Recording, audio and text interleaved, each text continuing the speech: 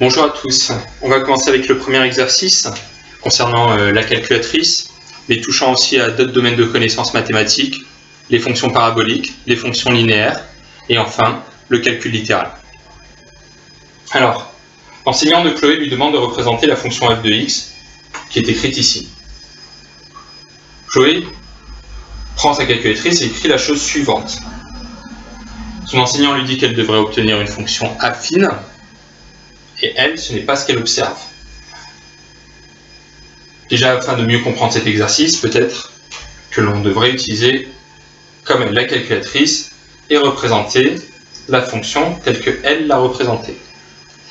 On marque x au carré en utilisant l'accent circonflexe, on sort de la puissance en appuyant à droite, plus x divisé par x. On appuie sur trace.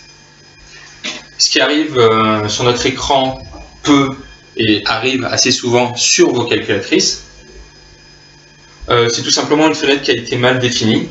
Alors on peut, si on est courageux, aller dans le menu fenêtre et définir manuellement cette fenêtre pour qu'elle inclue notre graphique, ou si on se croit chanceux, on va dans la fenêtre zoom et on choisit par exemple décimale qui marche assez souvent et assez bien. Et là on observe en effet notre fonction qui est une fonction parabolique, une fonction que vous avez étudiée en seconde. Donc ça ne correspond pas à ceux que l'on voulait obtenir, en tout cas à ceux que l'enseignant Chloé avait indiqué. Où est l'erreur? En fait, l'erreur vient tout simplement du fait que la calculatrice, elle, respecte les priorités de calcul. C'est-à-dire que dans x au carré plus x sur x, elle va tout d'abord calculer x sur x. Et x sur x, divisé de nombres qui sont identiques, ça donne à chaque fois le même résultat, ça donne 1.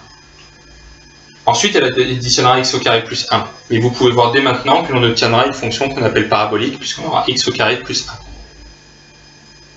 Or, lorsqu'on regarde la fonction f de x, on a une fraction. Et les fractions, si vous ne le savez pas, demandent à calculer en premier séparément le numérateur et le dénominateur, et c'est ensuite que l'on divisera ce numérateur et ce dénominateur. Ça veut dire qu'il faut faire x au carré plus x en premier avant de le diviser par x. Et ça, comment on l'indique à la calculatrice? Tout simplement en utilisant des parenthèses. C'est-à-dire que Chloé aurait dû écrire la chose suivante, x au carré plus x divisé par x. On peut vérifier à la calculatrice.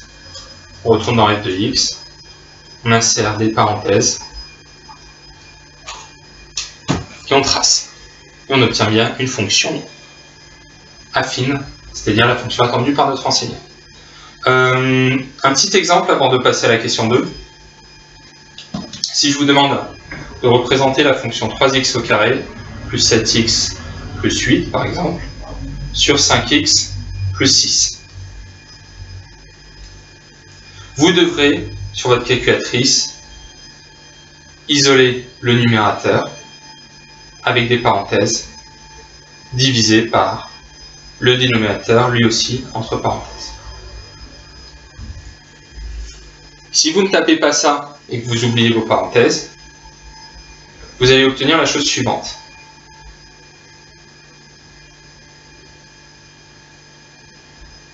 Pour la calculatrice, elle va l'interpréter de la façon suivante, 3x au carré, plus 7x, plus elle va voir un 8 sur 5. Donc elle va penser avoir un 8 sur 5. Puis un x, puis un 6. Pourquoi? Encore une fois, elle va considérer la division comme sa priorité. Donc elle va gérer le 8 sur 5 en premier. Ensuite, s'il y a un truc de coller au 8 sur 5, ce sera une multiplication.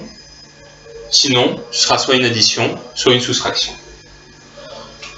Maintenant, pourquoi obtient-on une fonction parabolique? On l'a vu, parce qu'en fait, en respectant les priorités de calcul, on a x au carré plus 1. La question est de savoir maintenant pourquoi on est censé obtenir une fonction affine. Pour comprendre pourquoi on obtient une fonction affine, il faut revenir sur une des propriétés des fractions, qui est qu'on peut séparer chacun des termes du numérateur en gardant à chaque fois le même dénominateur. Par exemple, si je reprends 3x au carré plus 7x plus 8 sur 5x plus 6. Au numérateur, j'ai trois termes, c'est-à-dire trois objets, trois entités séparées par des plus ou des moins. j'ai le 3x au carré, j'ai le 7x et j'ai le 8. Donc je peux les considérer séparément du moment que je garde au dénominateur mon 5x plus 6.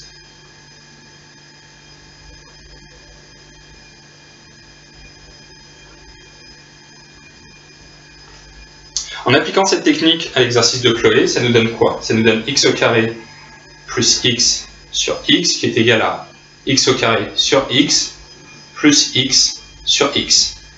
On a déjà vu que x sur x c'était équivalent à 1, puisqu'un nombre divisé par lui-même ça fait 1. X au carré sur x, ça va nous donner x. Pourquoi? Deux explications. Soit vous utilisez les propriétés des puissances, qui dit que x au carré sur x, c'est la même chose que x au carré sur x puissance 1, ce qui fait x au carré moins 1 en puissance. Et 2 moins 1, ça fait 1. Et x puissance 1, ça fait bien x. Soit vous dites que x au carré c'est x fois x, vous aurez un facteur x en haut, un facteur x en bas, vous pouvez les supprimer, il ne vous restera plus qu'un seul x en haut. Voilà notre résultat pour la fonction f de x. Notre résultat équivalent à x au carré plus x sur x. X plus 1, c'est une fonction affine.